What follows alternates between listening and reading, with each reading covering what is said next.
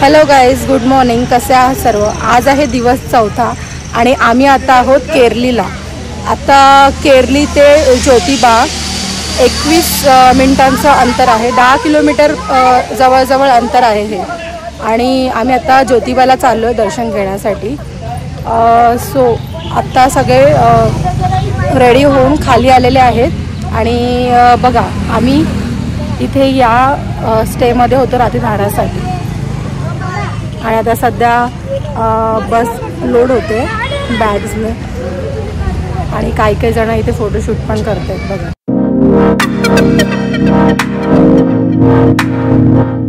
बघा जोपर्यंत बस सुटत नाही तोपर्यंत तुम्हाला मी इथला एरिया दाखवते. बघा, इथे समोरच हा रोड आहे आणि इथे एक ना बाजूलाच हे सिद्धिविनायक मंदिर आहे गणपती बाप्पांचं. बघा गणपती बाप्पा किती छान आहे.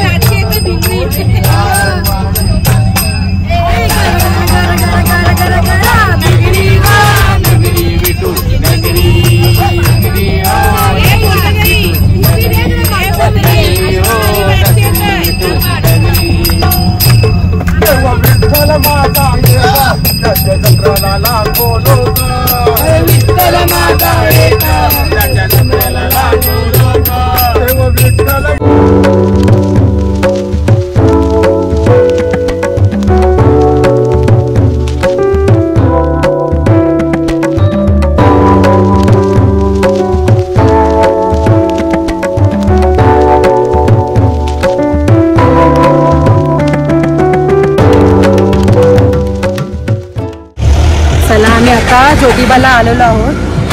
कोल्हापूरच्या वायव्य दिशेला वाडी रत्नागिरी हे 17.5 किलोमीटर अंतरावर आहे.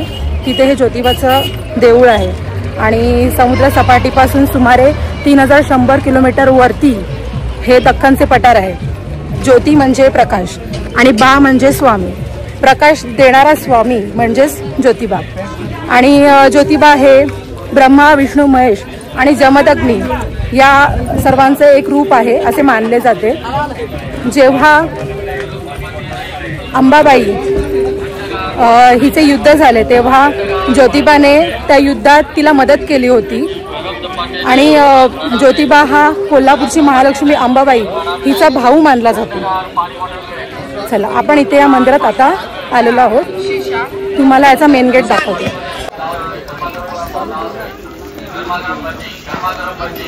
दख्खनचा राजा ज्योतिबा.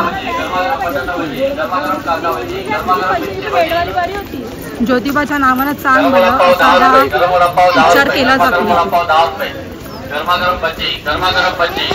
ज्योतिबाला गुलाल, दवणा, सुके खोबरे आणि सुक्या खारका हा प्रसाद. हे बघा, इथे तुम्हाला प्रत्येक दुकानामध्ये गुलाल मिळणार जो देवाला खूप प्रिय आहे. जसं खंडोबाला पिवळ्या कलरचा भंडारा प्रिय आहे तसं या देवाला इथे गुलाल खूप प्रिय आहे.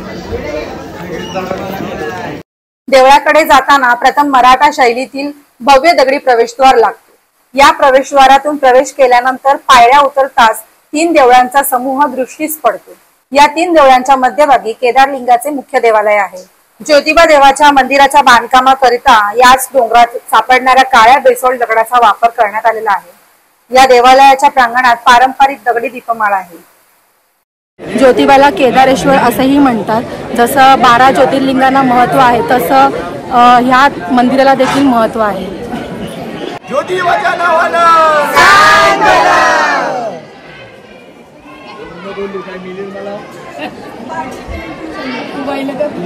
आतमध्ये फोटो आणि व्हिडिओ अलाउड नाही आहे. जर मला थोडा काही कॅप्चर करायला मिळालं नक्की दाखवेन.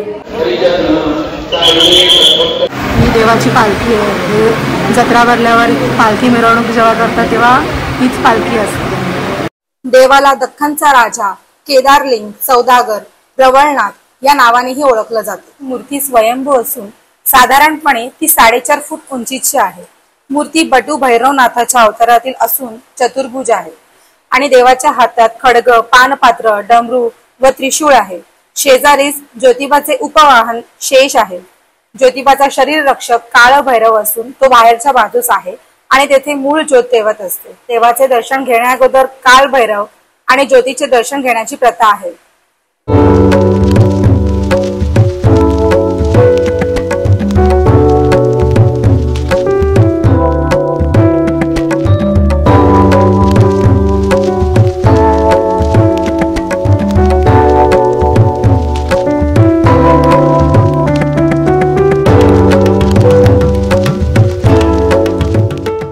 बघा गाईस, जेवणासाठी आम्ही इथे उतरलोय आणि इथे छान शेड आहे मस्त।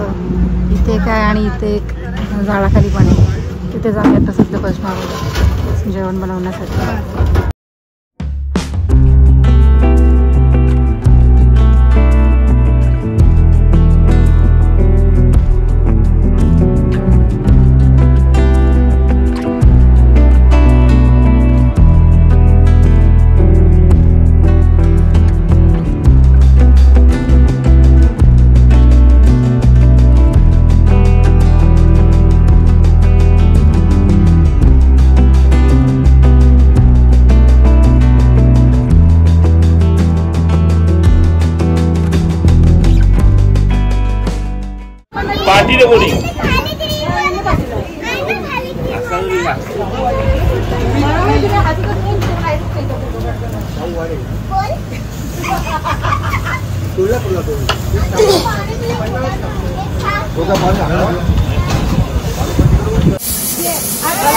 जरा कमी करूया भाताचा।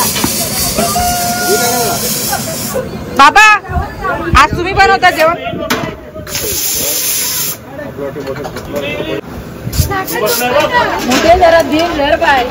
आज उपवास स्पेशल खिचडी आमच्या छोट्या मम्मी बनवतायत, या सर्वांनी खायला।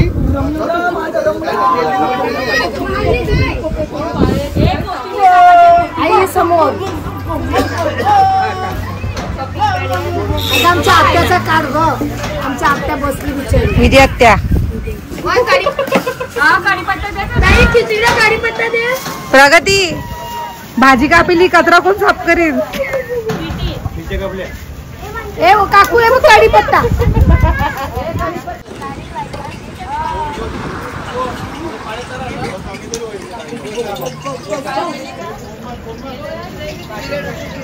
काय करते?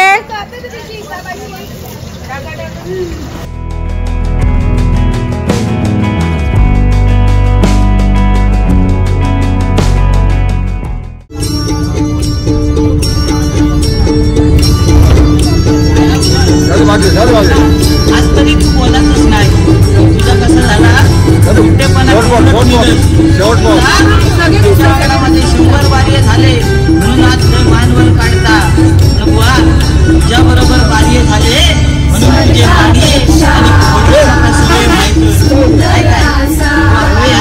असं काय नाही। आपल्या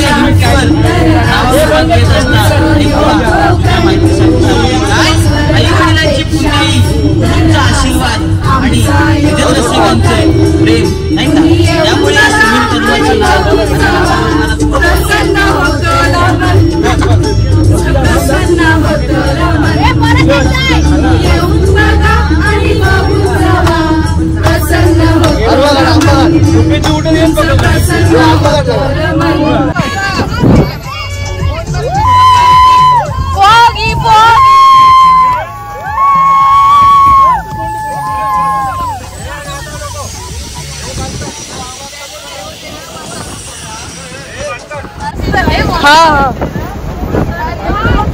वाव, बघा हा घाट चालू झालाय महाबळेश्वरला जाण्यासाठी।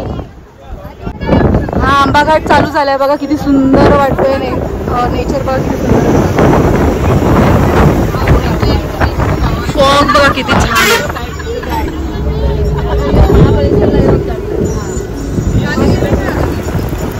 मी थोडे एवढ्या रिस्कवर माझा फोन ठेवला आणि मी हा शूट करते. प्लीज आवडला तर लाईक शेअर सबस्क्राईब करा व्हिडिओ माझा.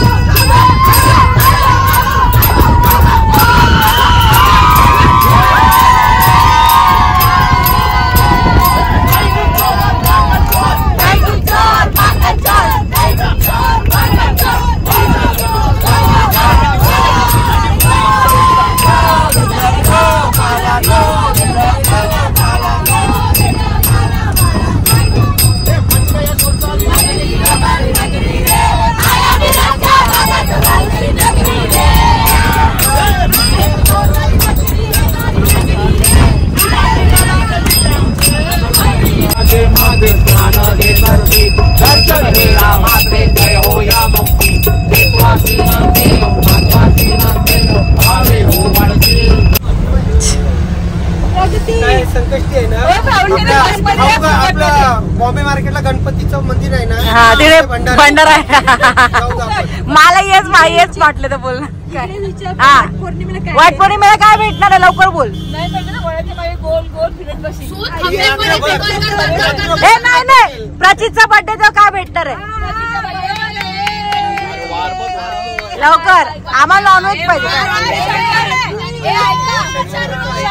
चालेल आम्हाला खालचा वार आम्हाला चालेल शनिवार खायच्या तिचा जीभ समजून घ्या तुम्ही. लॉलीपॉप न काय ट्रिपल राईस शेजवान तंदुरी आरपतची. ए काय नाही बा फालतूगिरी ही बाई पक्की शानी आहे. मग आम्हाला माहिती ना आम्हाला पार्टी पाहिजे. आम्हाला पार्टी देऊन जा. आजचा आमचा स्टे इथला आहे. आम्ही आज आलोय आरची डिसोजा बंगलो मध्ये.